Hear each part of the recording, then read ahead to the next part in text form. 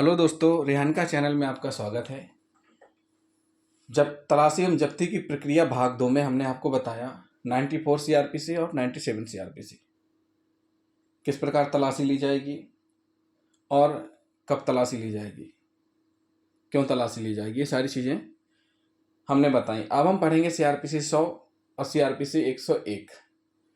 CrPC 100 मतलब 100 बंद स्थान की तलाशी। किस स्थान की? बंद स्थान मतलब घर की तलाशी, झोपड़ी की तलाशी, जहां पर कोई ना कोई निवासरत है, या ऐसी स्थिति जो बंद है, दूसरा बगल में रह रहा है, बगल में घर है लेकिन बंद है, तो जिसका है उसको बुला करके तलाशी ली जाएगी। तो इसमें एक ये है, देखिए, जिस अधिकारी के द्वारा तलाशी की प्रोसीडिंग की जा रही है बंद स्थान की, सबसे पहला उसका कर्तव्य यह है कि उस स्थान के मालिक को वारंट पेश करे, दिखाए कि हमको यहाँ की तलाशी लेना है। जैसे ही वारंट सामने वाले को बताया जाएगा तो तुरंत सामने वाला तैयार होगा तलाशी देने के लिए, मना नहीं करेगा। कुछ परिस्थितियों में बिना वारंट के भी तलाशी ली जाती है, वो हमने पहले आपको बताया है। कब ली जाती है बिना वारंट के तलाशी? जब अपराध से संबंधित सामग्री को नष्ट कर सकता है, हटा सकता है या खुर्द-बुर्द कर सकता है। ऐसी स्थिति में वारंट के बिना भी तलाशी ली जा सकती है, और जो जिस व्यक्ति की तलाशी ली जा रही बिना वारंट के पूरी तरीके से कोऑपरेट करेगा। तो अभी हम पढ़ रहे हैं किस के बारे में कि जब हम वारंट दे रहे हैं, और अभी हमने पहले पढ़ा है कि जब वारंट के बिना करें।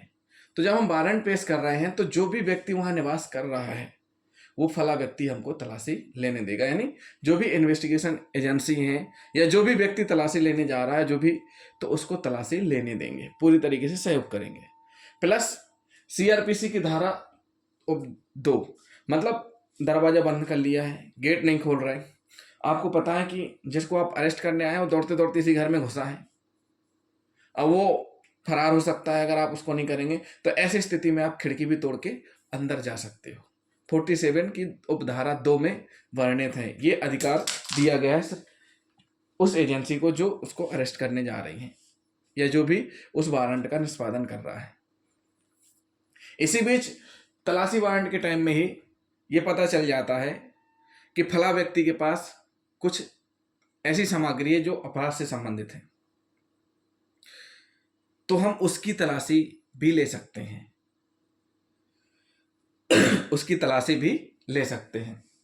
लेकिन एक चीज और ध्यान रखनी है कि महिला की तलाशी महिला ही लेगी, महिला अधिकारी साथ में होना जरूरी है। मर्यादा का ध्यान में रखकर तलाशी ली जाएगी।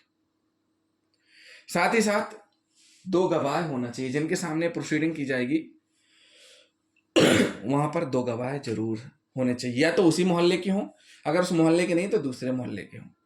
और आज के हाईटेक समय में जहां पर इन्वेस्टिगेशन एजेंसियों के ऊपर तुरंत ब्लेम लगते हैं, तो साथ में कैमरे का उपयोग बिल्कुल करें। तलाशी के समय कैमरे का उपयोग जरूर करें। उससे क्या रहेगा कि आपके ऊपर किसी प्रकार का लांछन नहीं लगेगा कि हमारा जेवर चोरी लेकर ले गए, हमारा कैश चोरी कर ले गए, जो इस प्रकार के लांछन लगाए जाते हैं अपराधियों के द्वारा। तो खास करके क्या करना है, 2 गवाह प्लस कैमरा का उपयोग जरूर करना है। उसके बाद उस बंद स्थान की तलाशी के दौरान जितनी भी सामग्री मिली हुई है उसकी आपको सूची बनानी है, और उस सूची में गवाहों के दस्तखत होने हैं और प्लस उस व्यक्ति के दस्तखत होने हैं जिसका वो मकान है, प्लस जो तलाशी ले रहा है अधिकारी उसके भी दस्तखत।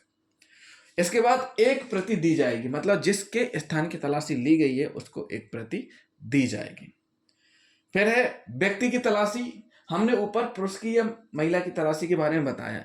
इनकी तलाशी के समय इनके पॉकेट से, इनके पास से, कब्जे से जो भी चीज मिल रही है उसकी भी सूची बनेगी, उसका भी पंचनामा बनेगा, उसमें भी गवाह के दस्तखत होंगे और उसमें भी उन व्यक्तियों और महिलाओं के दस्तखत होंगे जिनसे कि वो सामान मिला है, एक प्रति उनको देंगे।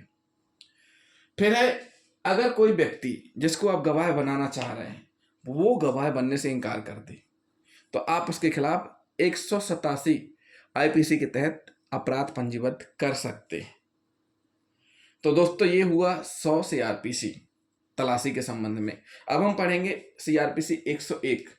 मान के चलिए अधिकार क्षेत्र से बाहर हमें तलाशी वारंट जारी किया डिस्ट्रिक्ट कोर्ट ने, और हम पहुंच गए ऐसी जगह पर जहां से तहसील स्तर या डिवीजन स्तर की कोर्ट पास में है। तो ये क्या हुआ, हम उस व्यक्ति का पीछा करते करते या उस स्थान पर पहुंच गए जो अपराध से संबंधित है, लेकिन वो उस मजिस्ट्रेट के क्षेत्र से दूर है जिस मजिस्ट्रेट ने तलाशी वारंट जारी किया है। तो ऐसी स्थिति में हम तलाशी लेंगे, सब कुछ करेंगे, लेकिन जिस निकटतम मजिस्ट्रेट महोदय के पास वो क्षेत्र आता है उनके यहाँ हम उस व्यक्ति को मैं सामान के सहित पेश करेंगे जिसकी तलाशी ली गई है, जिसको गिरफ्तार किया गया है, जिसके पास से वो चीज़ें मिली हैं। तो दोस्तों ये है 100 और 101 CRPC। अगले वीडियो में हम आपको बताएंगे 102 से सब कुछ संपत्तियां 102 के अंतर्गत कैसे कब्जे में ली जानी है, प्लस 165 और 166 के बारे में हम डिटेल में बताएंगे। तो दोस्तों हमारे चैनल को सब्सक्राइब करना ना भूलें। थैंक यू दोस्तों।